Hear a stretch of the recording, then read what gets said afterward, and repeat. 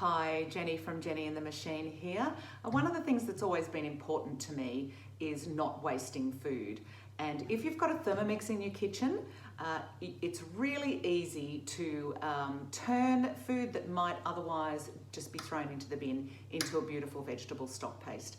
So I'm going to show you what I do with my vegetable stock paste and just talk you through a few steps. I just use the standard vegetable stock paste recipe, and I use a combination of different ingredients depending on what I've got fresh and what I've got in the freezer. So my celery went into the freezer from the last batch of celery that I bought. So that's been in there, I don't know how long, but it's perfectly okay. It's actually a combination of fresh and frozen.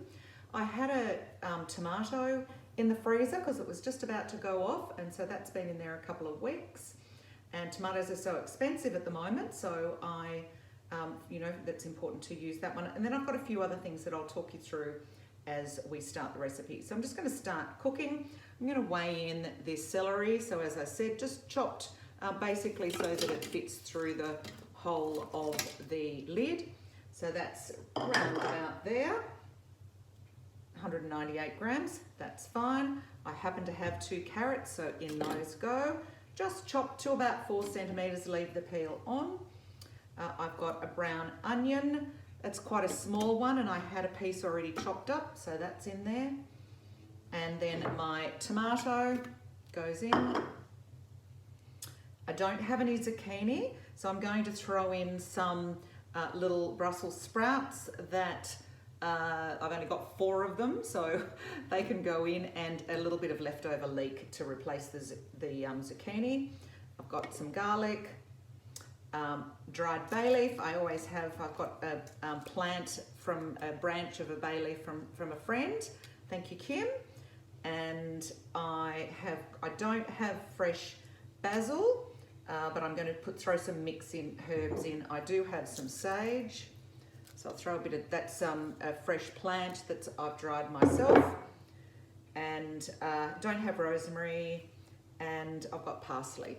So then I'm just going to sprinkle on top of that some dried herbs. So herbs can be expensive from time to time.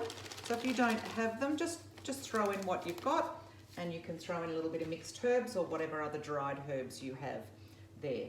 Now that's it, but I have a pretty sad old piece of capsicum that needs using as well, so I'm going to throw that in.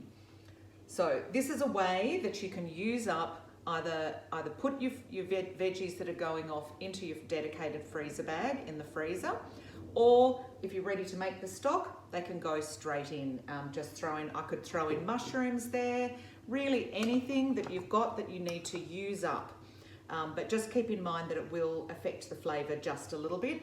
Most importantly though, it is often the colour.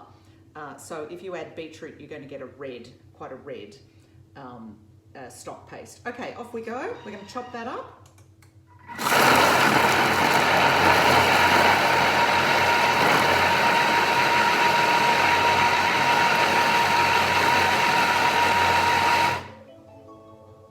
Okay, that's a 10-second chop, which it never ceases to amaze me how that chops everything down. Look at that, it's great.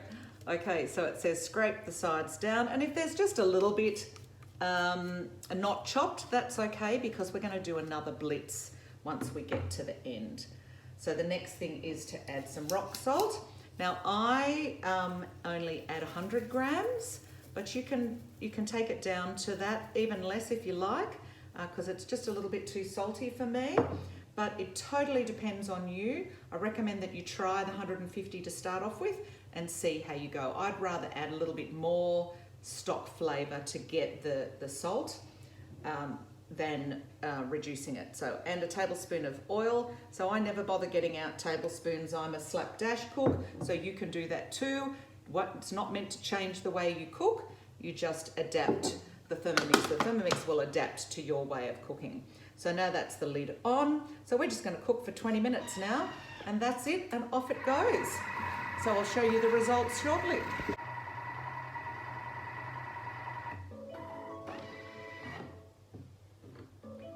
Okay, so that has finished and is nicely cooked. Always remember to tip your lid up on an angle like that so you don't get the steam on your hands. That's all cooked, so all that's left to do now is to blend it. So let's go ahead and do that. Okay, so next, lid on, and off we go for 1 minute. So I'm going to turn it to speed 6 and then gradually increase it to speed 9.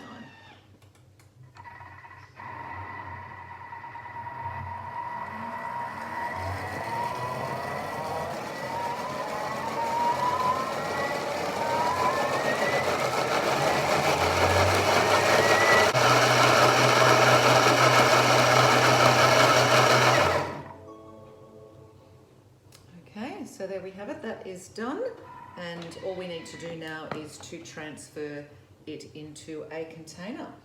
So I have a glass container here that I use regularly for my stock. I'm going to use the lid of my Thermomix to place over the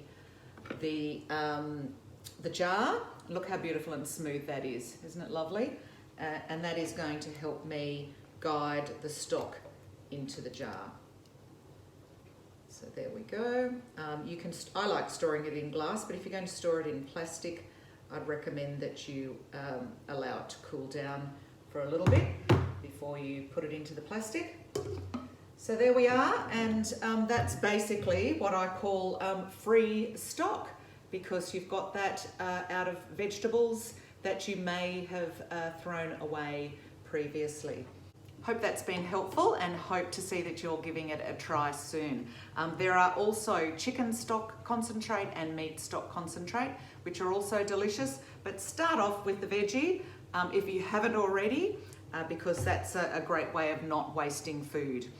So I hope you've enjoyed that and it's inspired you to try that. If you don't have a Thermomix and this has helped you make the decision, I'd love to take you on that journey of showing you what's possible with a Thermomix in your kitchen. So either give me a call, or if you know you're ready to buy, you'll find my buy button on this page. Thanks for joining me. Bye.